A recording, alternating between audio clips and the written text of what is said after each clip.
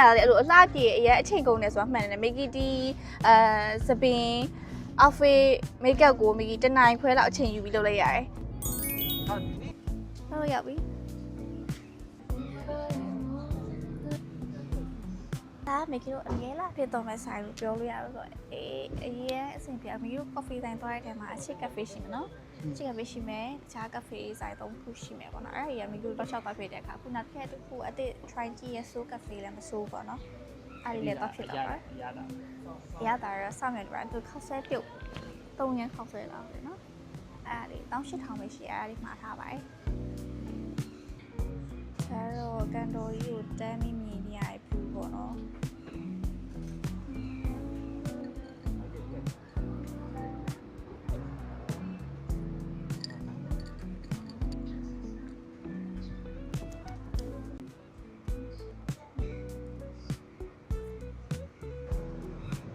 လိုခံစားရလဲဆိုချစ်ချင်းဆူဆူလေး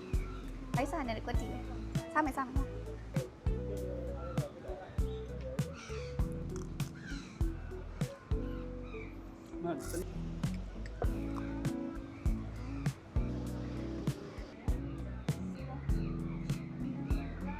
အခုတလောနှခမ်းကြီးကဒီနှစ်ယောက်ကြိုက်နေပါတယ်အေး